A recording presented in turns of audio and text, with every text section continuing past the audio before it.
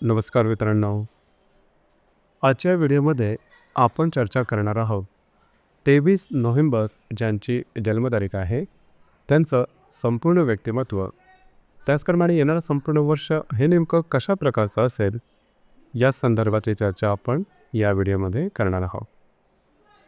सर्वात पहिल्यांदा ज्यांची जन्मतारीख 23 नोव्हेंबरची आहे त्या सर्वांना जन्मदिनाच्या मनापासून शुभेच्छा. येणारं संपूर्ण वर्ष हे तुमच्या सर्व इच्छा आकांक्षा पूर्तीचं ठरो हीच आमची सदिच्छा. यांचं व्यक्तिमत्व सांगायचं झालं तर आटोपशीर, नीटनेटकं, व्यवस्थित अशा प्रकारचं व्यक्तिमत्व असतं. आधुनिक जीवनशैलीला साजेसं यांचं व्यक्तिमत्व म्हणायला हरकत नाही. फॅशनचा सेन्ससुद्धा यांच्यामध्ये तसा पाहिला तर चांगला असतो, पण तो फारसा फॅशनेबल राहणं यांना तसं आवडत नाही. मुळात याची सगळ्यात महत्त्वाचं जी खूबी आहे ती म्हणजे त्यांचा बौद्धिक स्तर. बुद्धी अतिशय उत्तम असते, निष्णांत असतात, काटेकोर असतात, डिसिप्लिन असतात. अगदी छोट्या छोट्या गोष्टीसुद्धा ज्यांच्या नीट व्यवस्थित लक्षात राहतात. आणि त्याहीपेक्षा महत्त्वाचं म्हणजे त्यांचे संवाद साधण्याची कला. यांची संवाद साधण्याची कला अतिशय उत्तम असते. म्हणजे कोणाशी किती बोलावं, काय बोलावं, कुठे थांबावं हे सर्व प्रकार त्यांना अतिशय उत्तम प्रकारे ठाऊक असतात. त्यामुळे वाणीमधून काही वेगळं बोललं जाणार नाही याची दक्षता ते कायम घेतात. परंतु असं जरी असलं तरी बऱ्याच वेळेस थोडंसं तिखट वाणी यांची होण्याची शक्यता असते. कारण मुळातच समोरचा व्यक्ती जर का वेगळा वागला तर मात्र त्याच्या वर्मावर बोट ठेवून बोलणं हा भाग यांच्यामध्ये दिसून येतो. दुसरी महत्त्वाची गोष्ट म्हणजे मॅच्युअर्ड असतात. दुनियादारी म्हणजे काय हे यांना नेमकं माहीत असतं. प्रॅक्टिकल असतात, व्यवहारी असतात. पैसे कुठे, कधी, कसे खर्च करायचे, कशा प्रकारे अर्न करायचे, कशा प्रकारे गुंतवणूक करायची याची माहिती यांना अतिशय उत्तम प्रकारे असते. त्यामुळे आर्थिक संदर्भात फार मोठे त्रास यांना सहसा होत नाही.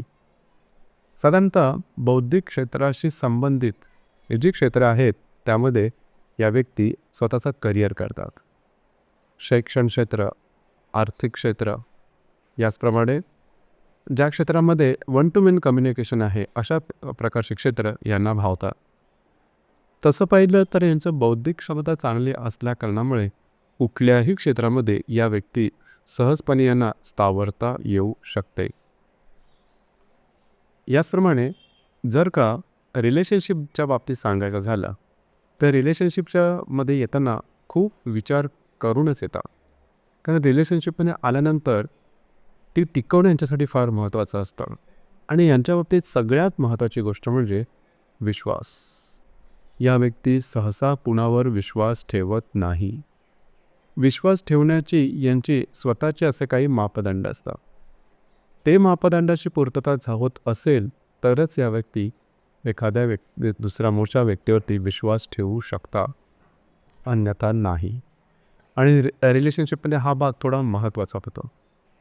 वैवाहिक जीवनामध्ये सुद्धा यांची वाणी तिखट असल्यामुळे किंवा यांचं व्यक्तिमत्व थोडंसं काटेकोर आणि शिस्तप्रिय आणि व्यवहारी असल्यामुळे वैवाहिक जीवनामध्ये थोडेफार त्रास होऊ शकता. मतभेद, मतवैचित्र अशा प्रकारचे काय अनुभव यांना येतात. आरोग्याच्या संदर्भात सांगायचं झालं तर त्वचाविकार, मेंदू संस्थेशी संबंधित आजार किंवा विकार या संदर्भातले त्रास होतात. त्यामुळे त्या ठिकाणी थोडं लक्ष देणं गरजेचं राहील.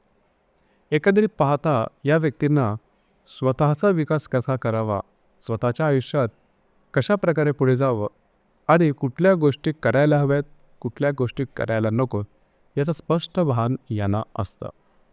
त्यामुळे आर्थिक सबलता यांना खूप उत्तम प्रकारे येते. प्रॅक्टिकल असल्या कारणामुळे बऱ्याचशा गोष्टी मर्यादित करणाऱ्या असतात. शिस्तप्रियता यांच्यामध्ये उत्तम प्रकारची दिसून येते. कष्ट करण्याची सुद्धा तयारी असते, मात्र बौद्धिक कष्ट यांना भावतात.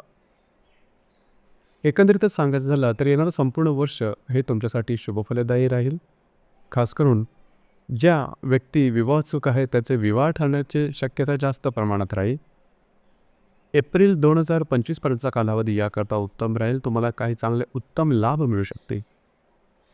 तुमची जी काही कामं रखडलेली आहेत, पूर्ण होत नाही आहेत, ती कामंसुद्धा या दरम्यान मार्गी लागतील.